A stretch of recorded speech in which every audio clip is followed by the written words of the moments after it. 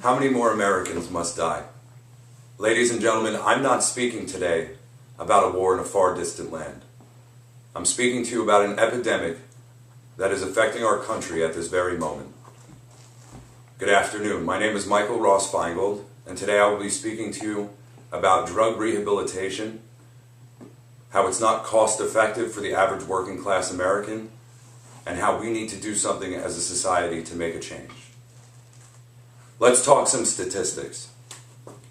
Recent studies have shown that 19.5 million Americans over the age of 12 will or have used illegal drugs.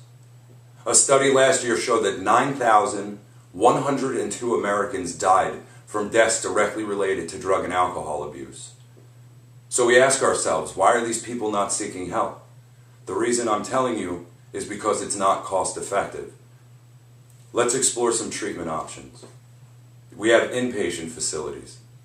The average inpatient facility costs between $7,500 and $75,000 a year. The average working class American earns between $37,000 to $42,000 a year. So we say, why not insurance? Insurance is available, but generally will cover roughly between a week to 14 days maximum at an inpatient facility. These drug addicts that I speak to you about today need much more severe and intense treatment. So insurance is not the option either. So for these inpatient facilities, what about government funding? Yes, there is money allocated by the government to help with drug and alcohol abuse, but the funding is not available for any long-term treatment facilities. What about a 12-step program? 12-step programs are excellent. It's a great way for people who have been released from an inpatient facility to continue their recovery. However, it's not enough. Some addicts are addicted to drugs that require drugs to get off the drugs that they're on. They need to be in a facility where they can detox safely and under medical supervision. So a 12-step program also is not a valid option. The last choice we have is what's called outpatient treatment. Outpatient treatment is also another excellent source of rehabilitation, but it's not intense enough. It's between 3 to 4 days a week.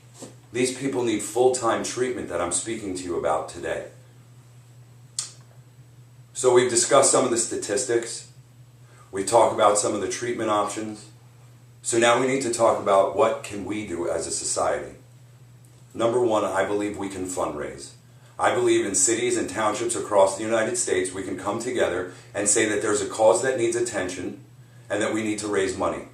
We can go to town meetings, speak to town council members, see if there's any money in the budget of the town to help local people. Let's start on a smaller scale to begin with. I also think we need to push the federal government. There has to be more money for people to get treatment, because the other option is that we have a ton of people out on the street who are not getting recovery, who may turn to crime, they may turn to prostitution. The sad options are endless. But we have to come together and do something. Otherwise, nothing will change. The change begins with us. So I'm here today to ask you for your help, for your support in this fight for people who are addicted to drugs. Unfortunately, the scary truth is one day it may be a family member of yours. It could be a relative. This could be affecting you currently right now in your own home.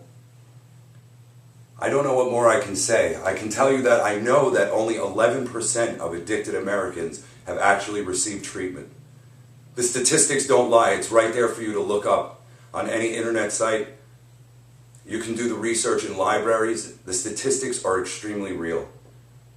I think we also need to raise funding for drug education in the school systems, more so than what's being done now. I don't believe the youth of today realizes what they're getting involved in and just how dangerous it is. So again, I ask you for your assistance. We need to come together. The change starts with us. That's all I have to say. Thank you.